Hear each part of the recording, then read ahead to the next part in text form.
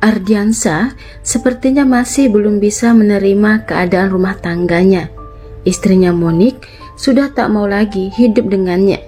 Meskipun dari pernikahan mereka ada satu anak laki-laki lahir di antara keduanya.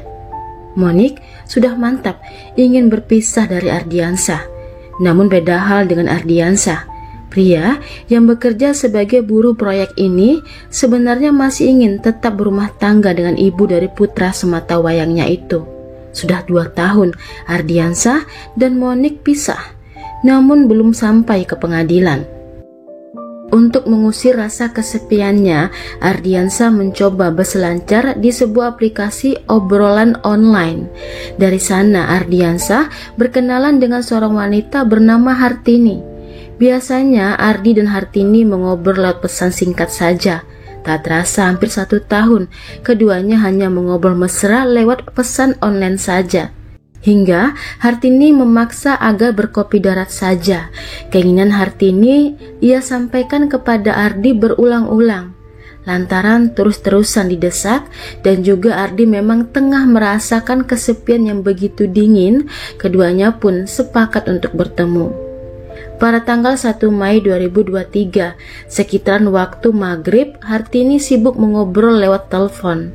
Bahkan Hartini sampai keluar rumah untuk mengobrol dengan orang yang ada di gagang teleponnya itu. Lantaran sudah maghrib, kakak Hartini, Iroh, menegur Hartini. Kalau tidak sholat, di dalam rumah aja, gak enak dilihat orang. Tak lama, Hartini masuk ke rumah. Selepas sholat, Iroh tak lagi melihat Hartini di rumah. Hartini ternyata sudah pergi entah kemana.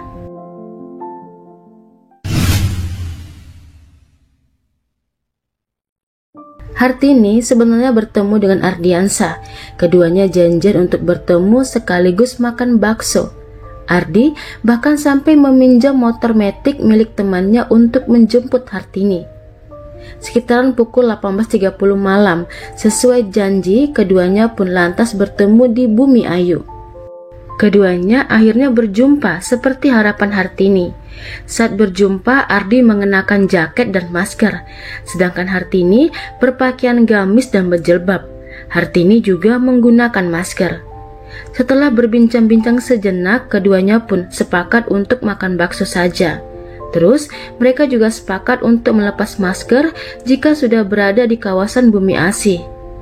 Tak lama, Hartini pun naik ke boncengan belakang. Saat berada di kawasan Desa Langkap, Ardi lantas membelokkan motornya ke semak-semak lapangan yang ada tak jauh dari pelintasan rel kereta. Saat itu, keduanya memang sudah lama kesepian. Lantas, nekat mojok ke dalam semak-semak kebun di sekitaran rel. Entah memang keduanya sudah terlalu lama kesepian atau memang sama-sama edan, Ardi dan Hartini nekat bobok bareng di kebun dekat pinggiran rel. Gelinya lagi, keduanya tak melepaskan masker. Sehabis bobok bareng, keduanya pun baru melepaskan masker. Dan saat itulah keduanya merasa sudah dijebak.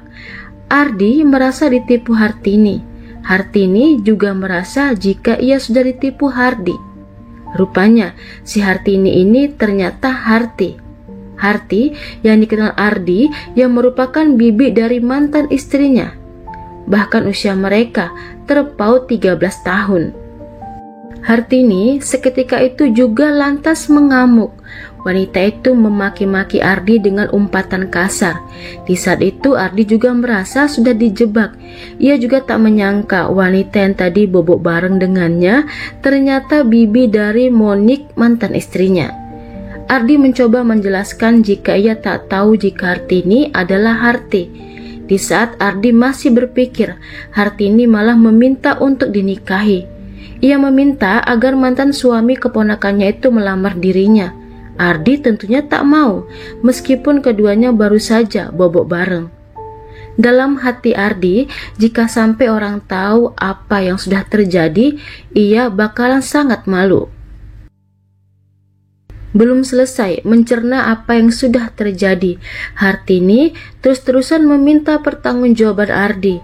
Merasa tersudutkan, Ardi lantas nekat menyerang Hartini dengan batu, hingga Hartini pun meninggal. Setelah memastikan Hartini meninggal, Ardi lantas pergi begitu saja. Ia berencana untuk kembali ke Tangerang. Oleh karena itu, ia pulangkan terlebih dahulu motor temannya. Barulah ia naik travel pulang ke Tangerang.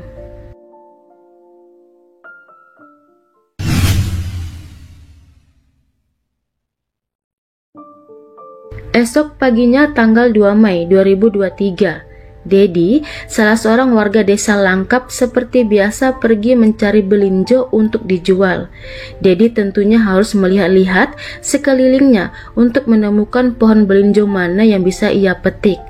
Di saat itulah ketika berada di sekitar lahan kebun di dekat rel kereta, Dedi menemukan jasad wanita.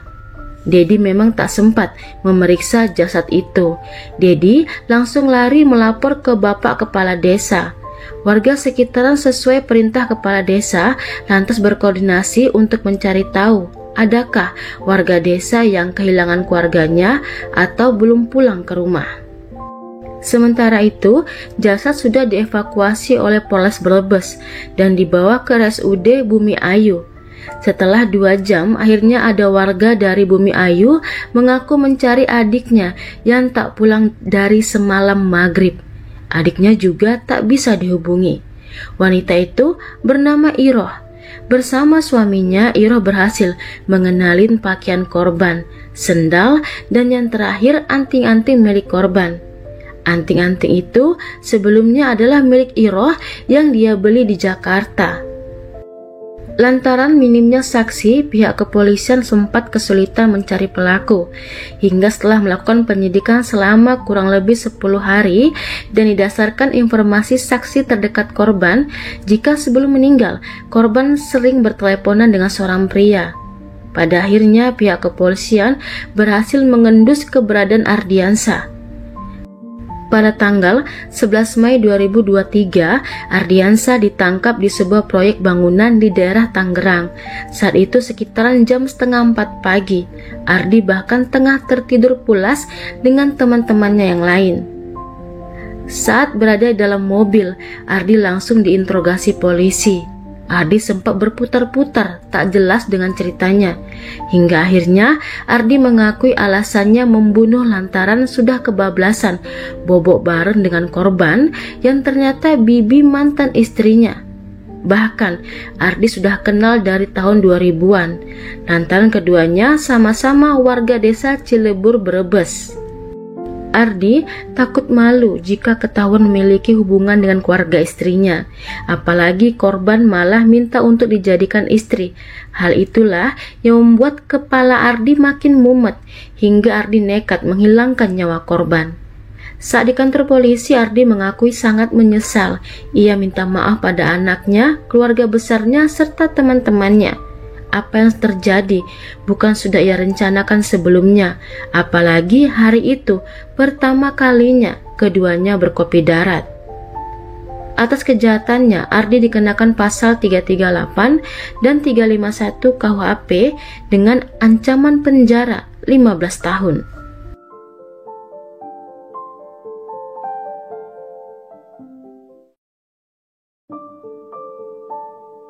Hai semuanya, saya Yuni Rusli. Tentunya saya mengharapkan dukungannya agar channel ini bisa lebih berkembang. Karenanya, saya menunggu kritik dan sarannya. Kalau begitu, sampai di sini kisah dan cerita kali ini. Terima kasih sudah menonton. Sampai ketemu di kisah dan cerita lainnya.